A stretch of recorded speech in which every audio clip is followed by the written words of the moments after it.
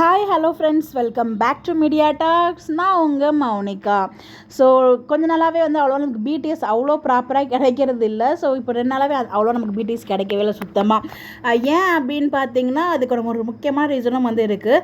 நம்ம விஜய் அவங்களாம் பார்த்தீங்கன்னா, வாங்க போலீஸ் ஸ்டேஷனில் போய் பேசிக்கலாம் அப்படிங்கிற மாதிரி ஒரு வீடியோ, அதாவது எபிசோட் சீன்ஸ் வீடியோவாக அப்படியே நமக்கு ஷேர் ஆகிட்டு இருந்துச்சு. யார் அவங்க ஷேர் பண்ணியிருந்தாங்கன்னா, அவங்க அந்த வீடியோ கவரேஜ்லாம் பண்ணுறாங்க இல்லையா, ப்ரெஸ் மீட் எல்லாம் பண்ணிகிட்டு இருக்காங்களே, அதில் ஒரு பர்சன் ரொம்ப ஓவராக கொஷின்ஸ்லாம் கேட்பாங்க நம்ம காவேரி கிட்ட. ஸோ அவங்க நேம் அபிமா அப்படின்னு சொல்லிட்டு ஒரு யூடியூப் சேனலில் அவங்க வீடியோ ஷேர் பண்ணியிருந்தாங்க. அந்த வீடியோவில் எக்ஸாக்டாக அப்கமிங் வரப்போகிற எபிசோட்ஸில் ஒரு சில பிடிஎஸ் மட்டும் நமக்கு அங்கே டெலிகாஸ்ட் ஆகிருந்துச்சு. ஆக்சுவலாக டெலிகாஸ்ட் ஆகிறதுக்கு முன்னாடியே அவங்க ஷேர் பண்ணியிருந்தாங்க. அது இமீடியட்டாக டெலிட்டும் பண்ணியிருந்தாங்கன்னு நான் சொல்லி நான் ப்ரீவியஸ் வீடியோலையும் சொல்லியிருப்பேன். ஆல்ரெடி அந்த அப்டேட் கொடுக்கும்போதுமே நான் சொல்லியிருப்பேன். அதுக்கான ரீசன் என்ன அப்படின்னு பார்த்தீங்கன்னா, ஸோ அது மாதிரி ஷேர் பண்ணக்கூடாது. அப்கமிங் எபிசோட் ஸ்கின் அவங்க சொல்லக்கூடாது. அஃபிஷியலாக சேனல் சைட்லேருந்து இல்லை யாராச்சும் இம்பார்ட்டன்ட் பர்சன்ஸ் அவங்க ஷேர் பண்ணால் மட்டும்தான் நமக்கு கிடைக்கும். மற்றபடி பிடிஎஸ் பிக்ஸ்லாம் ஷேர் பண்ணுவாங்க. அது மேக்ஸிமம் நமக்கு வீக்கா பிக்ஸ் கிடைக்கவே கிடைக்காது. ரேர் தான். ஏதாச்சும் ஒரு ஷூட்டிங்கில் போகிறது, அப்படி இல்லைன்னா பார்த்தீங்கன்னா நம்ம வில்லன்ஸ் கேங் கூட இருக்கும்போது, ஸோ அந்த மாதிரி மட்டும் தான் நமக்கு பார்த்தீங்கன்னா வீக்கோட பிக்ஸ் கிடைக்கும். மற்றபடி வில்லன்ஸ் கேங் பிக்ஸ், தாத்தா பிக்ஸ் வெளியில் ஏதாவது ஷேர் பண்ணுவாங்க. ஸோ அந்த மாதிரி ரேரான பிக்ஸ் தான் நமக்கு கிடைக்கும். வீக்கோடது அவ்வளோ சீக்கிரம் கிடைக்காது.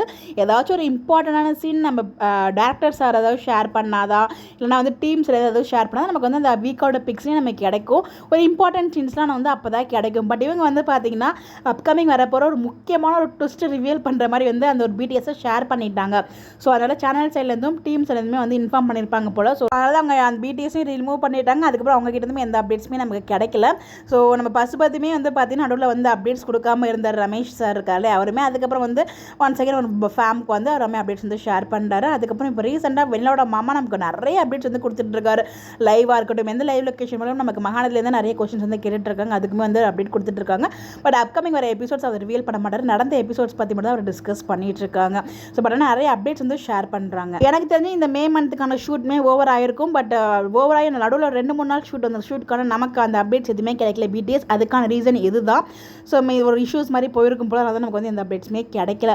ஸோ பார்ப்போம். கண்டிப்பாக நெக்ஸ்ட் ஜூன் மந்த் ஷெடியூலுமே மே மந்த் நடுவில் ஸ்டார்ட் பண்ணாலும் ஸ்டார்ட் பண்ணிடுவாங்க. அந்த மாதிரி ஏதாவது ஸ்டார்ட் ஆச்சு அப்படின்றதாலும் கண்டிப்பாக நான் ஷேர் பண்ணுறேன். இதுக்கப்புறம் நெக்ஸ்ட் மந்த் ஷெடியூலில் தான் நமக்கு பிடிஎஸ் கிடைக்கும். பட் நிறைய அப்டேட்ஸ் எடுத்து வச்சுருக்காங்க. அதுவும் டே பை அதாவது நைட் ஷூட்டு நிறைய எடுத்துருக்காங்க. விடிய ஷூட்டிங்காக ஒரு 2 நாளோ 3 நாளோ போச்சு. ஒரே கண்டினியூட்டி காஸ்டியூமில், அது அந்த போலீஸ் ஸ்டேஷன் ட்ராக்கு, ஏஆர்எஸ் கார்டனில் நிறைய ஷூட் எடுத்து வச்சுருக்காங்க அந்த கோயில் லொக்கேஷன்லேயுமே. பட் என்ன சம்பவம் நடக்க போகுதுன்னு சொல்லி இப்போ வரைக்கும் ஒன்றும் புரியலை. பார்ப்போம். எபிசோட் பார்க்கும்போது நமக்குமே ஒரு கெஸ் கிடைக்கும். உங்களுக்கு எதுவும் தோணுச்சுன்னா மறக்காம நீங்கள் கமெண்ட்டில் ஷேர் பண்ணலாம். இந்த மாதிரி அப்டேட் தெரிஞ்சுக்க நம்மளோட சேனலை ஃபாலோ பண்ணிக்கோங்க. Bye bye.